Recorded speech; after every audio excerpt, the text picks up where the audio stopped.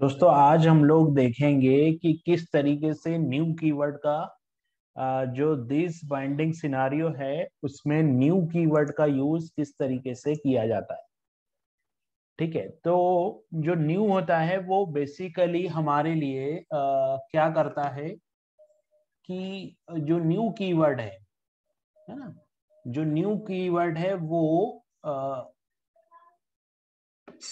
जो new keyword है वो बेसिकली तीन काम करता है, तीन चार काम करता है। अगर न्यू कीवर्ड का हम यूज करेंगे तो क्या करता है वो हम देखें तो सबसे पहला जो काम होता है हमारा कि ये एक नया ऑब्जेक्ट बनाता है।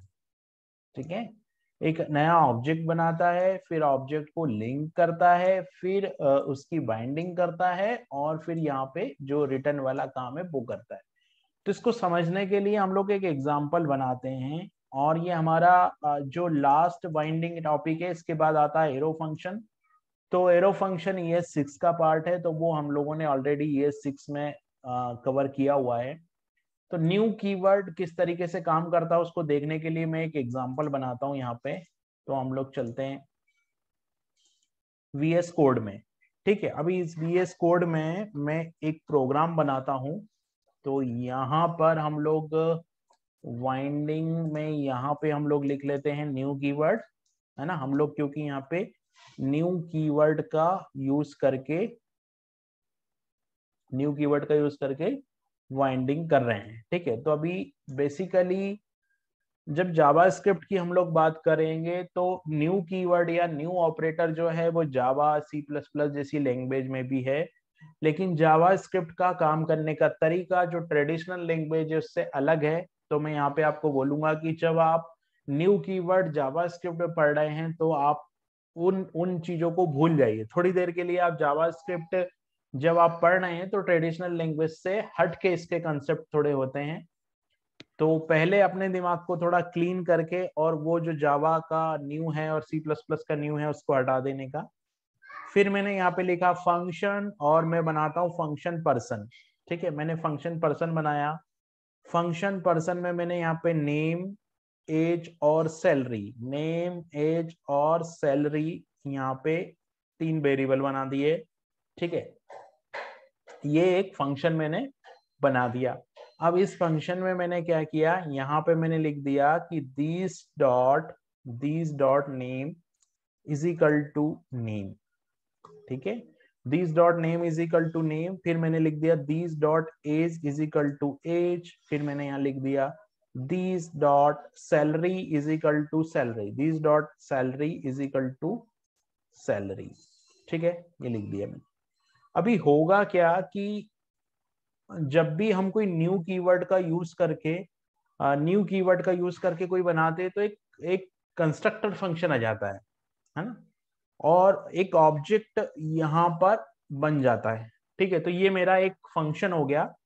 इस फंक्शन में मैंने क्या किया, यहाँ पे मैंने एक न्यू ओबीजे बनाया। तो मैंने वेरिएबल लिया ओबीजे इज इक्वल टू मैंने न्यू पर्सन ये बनाया। और न्यू पर्सन में मैं क्या करूंगा कि नेम पास कर दूंगा। तो मैंने नेम पास कर दिया सचिन, नेम एज और सैलरी। तो एज मैंने पास कर दी, सैलरी मैंने पास कर दी, ये चीज मैंने पास कर दी, ये हो गया। फिर क्या होगा कि हम लोगों ने क्या देखा था कि जब भी न्यू कीवर्ड कॉल करता है ना तो एक एक नया ऑब्जेक्ट बन जाता है। इस चीज को वेरीफाई करने के लिए हम क्या करते हैं, हम लोग कंसोल लॉग करते हैं। ठीक है, तो मैंने यहाँ पे कंसोल डॉट लॉग किया दिस को। ठीक है, मतलब जब भी न्यू कीवर्ड चलेगा तो एक नया ऑब्जेक्ट बन जाएगा और फिर जितने पैरामीटर है जितने फंक्शन है वो उस ऑब्जेक्ट के अंदर इनिशियलाइज होते चले जाते हैं, है ना। बेसिकली कंस्ट्रक्टर कॉल हो जाता है। अभी कंस्ट्रक्टर क्या करता है, इनिशियलाइज करता है ना। तो अभी क्या होगा, न्यू ऑब्जेक्ट बनेगा और कंसोल लॉग में इन सब चीजों की वैल्यू जो है वो प्रिंट हो जाएगी। तो मैं क्या करता हूँ, इस प्रोग्राम को रन करता हूँ। मैंने राइट क्लिक किया और ओपन विद लाइव सर्वर किया। कंसोल में हम लोग गए। ठीक है, तो कंसोल में क्या हुआ, पहले पर्सन ऑब्जेक्ट बना। ठीक है, यहाँ पे 4 बार 1 2 3 4 टाइम्स ये जो वेरिएबल है वो प्रिंट हुआ, नेम, एज, सैलरी। ठीक है, ये न्यू कीवर्ड यहाँ पे हम लोगों ने न्यू कीवर्ड यहाँ कॉल किया। तो सबसे पहले क्या हुआ, सबसे पहले नया एक ऑब्जेक्ट बन गया यहाँ पे, है ना। सबसे पहले एक नया ऑब्जेक्ट बना और उसके बाद जो दूसरे जो ऑब्जेक्ट है वो यहाँ पे बने। तो ये इसका क्या काम है, न्यू कीवर्ड का क्या काम है कि न्यू कीवर्ड जो है वो एक नया ऑब्जेक्ट क्रिएट करता है सबसे पहले तो। ठीक है, अभी मैं इसको अगर इस तरीके से कॉल करूं तो क्या होगा, तो देखोगे आप पर्सन एक फंक्शन बना, यहाँ पे वैल्यू सबकी अनडिफाइंड आ गई। ठीक है, मतलब सबसे पहले फंक्शन बना, अनडिफाइंड वैल्यू आई, फिर यहाँ पे नेम अनडिफाइंड आया, एज अनडिफाइंड आई और सैलरी अनडिफाइंड आई, क्योंकि यहाँ पे सभी की वैल्यू। तो ये पहला काम हुआ न्यू कीवर्ड का कि वो एक ऑब्जेक्ट बना देता है और ऑब्जेक्ट के साथ जो वेरिएबल्स है उनको लिंक कर देता है। ठीक है, ये फर्स्ट काम हुआ। अब मैं क्या करता हूं कि ये कंसोल डॉट लॉग को हटाता हूं। कंसोल डॉट लॉग मैंने यहां से हटाया, कंसोल डॉट लॉग मैंने यहां से हटाया और कंसोल डॉट लॉग मैंने यहां से भी हटा दिया, कंसोल डॉट लॉग मैंने यहां से भी हटा दिया। और मैं क्या करता हूं, यहाँ पर मैं एक ग्रिड फंक्शन कॉल करता हूं। तो मैं लिख देता हूं दिस डॉट ग्रिड, क्योंकि यहाँ पर वाइंडिंग कैसे होगी वो हमको देखना है ना। वाइंडिंग यहाँ पे कैसे हो रही है वो हमको देखना है। तो मैंने क्या किया, यहाँ पे एक ग्रिड फंक्शन कॉल किया। ठीक है, मैं यहाँ पे क्या करता हूँ, एक ग्रिड फंक्शन कॉल करता हूँ और ग्रिड फंक्शन क्या करेगा, ग्रिड फंक्शन में मैं कंसोल लॉग कर देता हूँ। तो मैंने फंक्शन कॉल किया ग्रिड, ग्रिड के अंदर फंक्शन में मैं गया और यहाँ पर कंसोल डॉट लॉग में मैं गया। कंसोल डॉट लॉग में मैंने यहाँ पे लिख दिया माय नेम इज, और माय नेम इज के बाद मैंने क्या किया, यहाँ पे वैल्यू प्रिंट करवा दी दिस डॉट नेम। ठीक, ये हो गया ग्रीड फंक्शन मेरा। ये यहाँ पे मैं कुछ ऐसे कर देता हूँ। ठीक है, ये ग्रीड फंक्शन हो गया मेरा। ठीक है, तो अभी क्या होगा, अभी ये ग्रीड फंक्शन भी इस ऑब्जेक्ट का पार्ट हो गया। मतलब इस जो नया ऑब्जेक्ट बनेगा, न्यू कीवर्ड से जो नया ऑब्जेक्ट बनेगा उसका पार्ट जो ग्रिड फंक्शन है वो भी हो जाएगा। ठीक है, अभी मैं क्या करता हूं कि एक और नया फंक्शन बनाता हूं। तो मैंने क्या किया, एक और नया फंक्शन बनाया और इस फंक्शन में मैंने बनाया कार नाम से। ठीक है, कार का मैंने क्या किया, कुछ प्रॉपर्टी ली कार की मैंने। जैसे कार की प्रॉपर्टी क्या हो गई, जैसे कार की प्रॉपर्टी हो गई है कि कार का मॉडल नंबर क्या है और ऑनर कौन है और ईयर ऑफ मैन्युफैक्चरिंग क्या है। ठीक है, तो कार की कुछ प्रॉपर्टी मैंने ले ली, जैसे कि कार की प्रॉपर्टी हो गई मेरी मॉडल, है ना। कार का मॉडल नंबर क्या है, तो जैसे मॉडल एक प्रॉपर्टी हो गई कार की। उसके बाद में दूसरी प्रॉपर्टी हो गई कार की ईयर, और उसके बाद में तीसरी प्रॉपर्टी हो गई ओनर। ये 3 प्रॉपर्टी कार की हो गई। ठीक है, अब मैं क्या करूंगा यहाँ पे कि this dot model is equal to model, ये हो गया। फिर यहाँ पे this dot year is equal to year, this dot year is equal to year हो गया। और फिर यहाँ पे मैंने किया कि दिस डॉट ऑनर, है ना। बी दिस डॉट ऑनर में मैं क्या करता हूँ, दिस डॉट ऑनर में मैं उस फंक्शन को कॉल करता हूँ, है ना। दिस डॉट ऑनर में मैं जो हमने ऊपर फंक्शन बनाया था, कौन सा बनाया था, पर्सन डॉट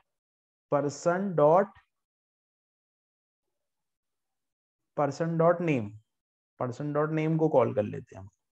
ठीक है, पर्सन डॉट नेम को कॉल कर लेते हैं, या हम लोग पर्सन डॉट नेम को कॉल कर लेते हैं यहाँ पे एज ए ऑनर के तौर पे। या अगर मैं पर्सन पूरा का पूरा ऑब्जेक्ट ही यहाँ ले लूं, ऐसे भी कर सकते हैं हम लोग। पर्सन पूरा का पूरा ऑब्जेक्ट मैंने यहाँ ले लिया, तो है ना, यहाँ पर मैंने जो इसका ऑब्जेक्ट बनाया है, कौन सा ऑब्जेक्ट बनाया, ओबीजे, तो वो ओबीजे पूरा पास कर देता हूँ यहाँ ये ओबीजे मैंने पास कर दिया ऑनर के तौर पे, ठीक है। तो मैंने एक पर्सन क्लास बनाई, ये पर्सन की कुछ प्रॉपर्टी हो गई, एज, नेम, सैलरी, ठीक है। उसके बाद मैंने क्या किया, एक ऑब्जेक्ट बनाया, जो किसका ऑब्जेक्ट बनाया, पर्सन का ऑब्जेक्ट बनाया। ऑब्जेक्ट कैसा बना, न्यू कीवर्ड से बना, न्यू कीवर्ड से ऑब्जेक्ट बना, कंस्ट्रक्टर चला और ये वैल्यू जो है वो इनिशियलाइज हो गई और ऑब्जेक्ट क्रिएट हो गया, ठीक है। उसके बाद मैंने क्या किया, दूसरा ऑब्जेक्ट मतलब फंक्शन, दूसरा फंक्शन बनाया। और अब जब जो दूसरा फंक्शन का मैं ऑब्जेक्ट बनाऊंगा, राइट, बार ओबीजे सेकेंड, ये मैंने बनाया, ओबीजे सेकेंड बनाया। और ओबीजे सेकेंड जब मैं बना के न्यू कार का क्या मतलब हुआ यहाँ पे, न्यू कार का मतलब ये हुआ कि मेरे को यहाँ पे न्यू कार की प्रॉपर्टी इनिशियलाइज करनी पड़ेगी। तो मैंने न्यू कार लिया। अब इस न्यू कार में मेरे को क्या क्या वैल्यू चाहिए वो मेरे को देखना पड़ेगा। अभी मेरे को यहाँ पे एक थोड़ी सी गलती हमने की है कि हमको यहाँ पे ऑनर रखना चाहिए, तो मैं यहाँ पे ऑनर रख देता हूँ। और जब कार का ऑब्जेक्ट में बनाऊंगा तो ऑनर की वैल्यू में मैं ये पर्सन ऑब्जेक्ट पास करूंगा, ठीक है। तो कार का नेम, अभी कार का नेम मैंने पास कर दिया लाइक टाटा, ठीक है। तो ये कार का नेम मैंने पास कर दिया, ये कार का नेम हो गया। कार का नेम के बाद में मॉडल नंबर जो भी है, तो यहाँ पे मैंने पास कर दिया मॉडल 2020, ठीक है। फिर यहाँ पे ईयर ऑफ मैन्युफैक्चरिंग में मैंने 2022 पास कर दिया। और ऑनर, अब यहाँ पे मुझे क्या करना है, ऑनर, तो ऑनर का मैंने ऑलरेडी एक ऑब्जेक्ट बना रखा है जो कि पर्सन क्लास का ऑब्जेक्ट है और उसके एट्रीब्यूट है नेम, एज, सैलरी, ठीक है। तो अभी मैं क्या कर रहा हूँ, मैं जो कार का ऑनर है उसमें पूरा का पूरा एक ऑब्जेक्ट पास कर रहा हूँ। तो मैं यहाँ पे क्या पास कर दूंगा, ओबीजे पास कर दूंगा। अब देखने वाली बात ये है कि क्या ये दोनों फंक्शन को आपस में बाइंड करता है या नहीं सिस्टम, वो हमको देखने वाली बात है। तो फिर मैं क्या करता हूँ, ये obj2 जो है, obj2 को मैं करता हूँ कंसोल लॉग। तो मैंने कंसोल डॉट लॉग में गया और obj2 को मैंने कंसोल लॉग कर दिया, ठीक है। अभी कंसोल लॉग में हमको ये देखना है, obj2 के कंसोल लॉग में हमको ये देखना है कि ये जो प्रॉपर्टी है, ये जो ओनर की प्रॉपर्टी है, ये हमारे दूसरे ऑब्जेक्ट से आ रही है कि नहीं, क्योंकि हमने यहाँ पे दो ऑब्जेक्ट बनाए हैं और एक ऑब्जेक्ट को दूसरे ऑब्जेक्ट में पास किया है। तो जो दिस कीवर्ड का रोल है न्यू कीवर्ड के साथ, वो ये है कि इन दोनों को बाइंड हो जाना चाहिए आपस में, ठीक है। तो मैं यहाँ पे राइट क्लिक करता हूँ और ओपन विद लाइव सर्वर पे जाता हूँ, ठीक है। फिर मैं यहाँ पे कंसोल पे जाता हूँ। अभी कंसोल में मैं जाता हूँ तो यहाँ पे कार एक ऑब्जेक्ट बन गया है, ठीक है। कार में आप देख रहे हो यहाँ पे टाटा मॉडल नंबर आ गया। और ये ओनर में क्या है कि ओनर में ये सब चीजें अनडिफाइंड आ रही है। क्यों, नेम भी अनडिफाइंड आ रहा है, एज भी अनडिफाइंड आ रही है और सैलरी भी अनडिफाइंड आ रही है। तो ऐसा क्यों हो रहा है, यहाँ पे ऐसा क्यों हो रहा है, क्योंकि हम लोगों ने यहाँ पे ओबीजे पास किया। ओबीजे क्या है, ओबीजे एक नया ऑब्जेक्ट बना, ओबीजे से नया ऑब्जेक्ट बना। नया ऑब्जेक्ट बनने के बाद में यहाँ पे नेम, एज और सैलरी थी, ठीक है। अभी ओबीजे को मैंने यहाँ पास किया तो ओबीजे यहाँ पास हो रहा है। तो ये वैल्यू अनडिफाइंड क्यों आ रही है, यहाँ पे तो नेम आना चाहिए ना पर्सन का, वैल्यू अनडिफाइंड क्यों आ रही है, यहाँ पे नेम आना चाहिए पर्सन का। Owner, this dot owner is equal to owner, यहाँ पे 1 2 3 4 पैरामीटर है, या 1 2 3 4 पैरामीटर है।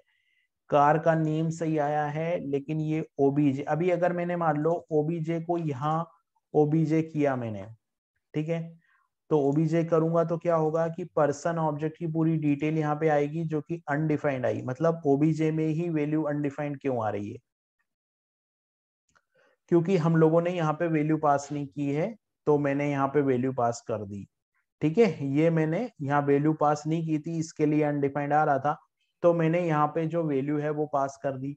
अब जब मैंने यहाँ वैल्यू पास कर दी, तो वैल्यू पास हो गई है, तो अब जो रिजल्ट है वो यहाँ पे कार और ऑनर दोनों ऑब्जेक्ट जो है आपस में लिंक हो जानी चाहिए।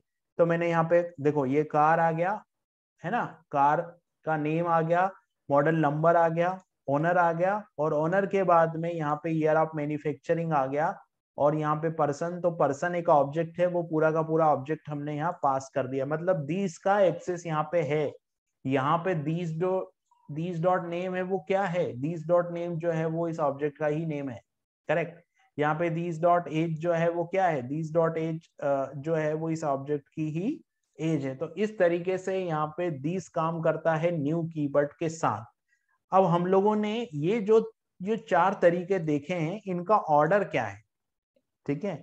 तो इसमें सबसे ज्यादा हाई प्रायोरिटी होती है, सबसे ज्यादा हाई प्रायोरिटी किसकी होती है, न्यू की होती है ना।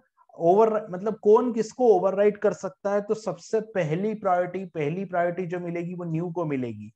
न्यू के बाद में जो दूसरी प्रायोरिटी मिलेगी वो मिलेगी वाइंड को, राइट, वाइंड को।